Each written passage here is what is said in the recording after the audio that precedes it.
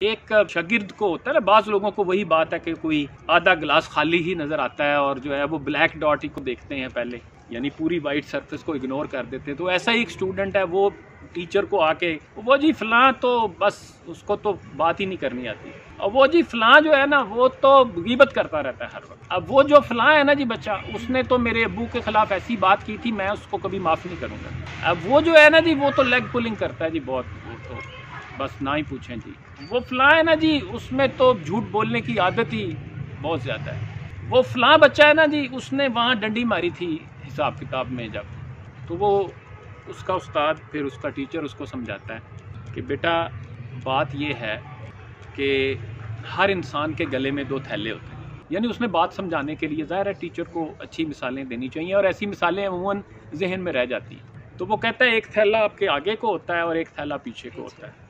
तो by default ये है कि वो जो इंसान के आगे का थैला है ना, उसमें वो हमेशा दूसरों की यानी गलतियाँ होती हैं आगे वाले थैले में, दूसरों की बुराइयां होती हैं, दूसरों की कमियां होती हैं, दूसरों की कोताहियां होती हैं। और जो पीछे थैला होता है ना, उसके अंदर उसकी अपनी कमियां होती हैं, उसकी अपनी कोताहियां होती हैं, उसकी अपनी लग्जशें होती हैं, उसकी अपनी बुराइयां होती हैं।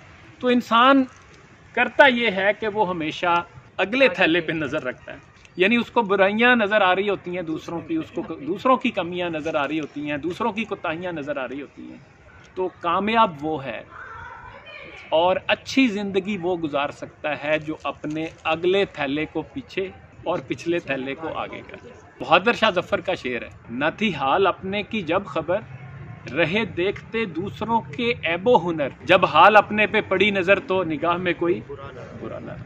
और दूसरी एक बात भी बड़ी इंपॉर्टेंट है, घर बनाता है ना अपना, कितने शौक से बनाता है। यानी मेरे दोस्तों ने पिछले दिनों यहाँ आपके करीब ही नई सोसाइटी में घर बनाया है, तो वो मैं देख रहा था, कभी टाइलें ख़रीदने जा रहे हैं, कभी जनाब वो डिस्कस कर रहे हैं बाहर दीवार के ऊपर ये मोज़ाइक का काम करवाना है जी, बाहर फलां पेंट होना है जी, वेदर शील्ड होगा जी, गेट इस डिज़ाइन का होगा जी, किचन की टाइल ये होनी चाहिए, किचन के चूल्हे इस तरह। क्यों? इसलिए कि वो कहते हैं कि यार ये घर है, हमने यहाँ रहना है, तो हम इसको बहुत प्यारा बनाएं, बहुत अच्छा बनाएं। आप गौर कीजिएगा, ये जो जिस्म है ना, ये वो घर है जिसमें हम रहते हैं।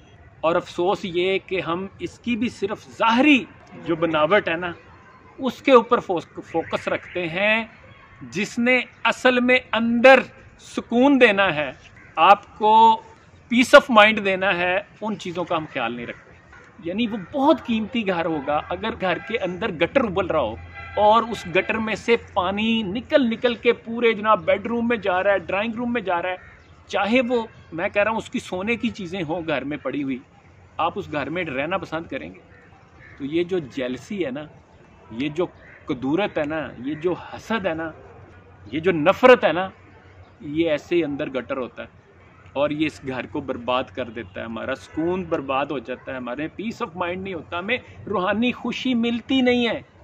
तो जैसे हम अपने घर की तामीर करते हैं ना, इसी तरह हमें अपने इस जिस्म वाले घर की तामीर करनी चाहिए। इसके किरदार की तामीर करेंगे तो अच्छी ज़िंदगी गुजार सकेंगे। और जो बंदा दूसरों के नज़र रखता है ना, वही बात है, जिसकी उस थैले पे नज़र है जिसमें दूसरों की बुराइयां हैं, वो कभी अपनी तामीर कर सकेगा? मैं उस दिन, आप मुझे कोई बताएं, कहीं से पता चलेगा कि यार आबिद तुम में ये बात ठीक नहीं है, तो तब तो हो सकता है कि मैं उसको कवर करूं, उसको इम्प्रूव करूं, उसको ख़त्म करूं अगर कि मेरी बुरी आदत है। जब मुझे पता ही नहीं होगा, मैं जानना ही नहीं चाह रहा, वहीद साहब मुझे शारतन समझाते हैं, मैं कहता हूँ नहीं जा यार, तू कौन होता है मुझे समझाने में? क्यों? मैं तो सुनने को तैयार नहीं हूँ, मैं तो समझता हूँ मैं बड़ा 30 मार का हूँ, मैं तो परफेक्ट आदमी हूँ, मेरे से अच्छा बंदा तो दुनिया में है ही कोई नहीं है। और याद रखिए, there is always room for improvement. इंसान परफेक्ट नहीं है, एक ही बंदा परफेक्ट इस दुनिया में आया था जो हमारे लिए काबिल नमूना, उसके बाद कोई परफेक्ट नहीं है। हम सब गुनाहगार हैं, हम सब ने इम्प्रूव करना है और अल्लाह हमसे चाहता यही है। आप यकीन करें, मैं तो इस नतीजे पे पहुंचा हूँ, अल्लाह बस ये चाहता है कि आबिद इम्प्रूव करते रहो, आज का तुम्हारा दिन कल से बेहतर हो जाए, बस थोड़ा सा बेहतर, थोड़ा सा बेहतर, थोड़ा सा बेहतर, और वो तबाह हो गया जिसका आज उसके गुज़श्ता कल से बेहतर। अल्लाह हमसे कंटिन्यूस इम्प्रूवमेंट, जापानियों ने जो तरक्की की है ना, आपको पता है उसमें बहुत बड़ा रोल किसका है? टोटल क्वालिटी मैनेजमेंट का। ये मैनेजमेंट की फ़िलॉसफी उनकी। और टोटल क्वालिटी मैनेजमेंट की एसेंस क्या है? Continuous improvement. हर चीज़ में, टीचिंग में बेहतर से बेहतर, बेहतर से बेहतर, बेहतर। गार्डनिंग बेहतर से बेहतर, बेहतर से बेहतर करने की कोशिश करें, बेहतर से बेहतर करने की कोशिश करें। ट्रेनिंग बेहतर से बेहतर करने की कोशिश करें, बेहतर से।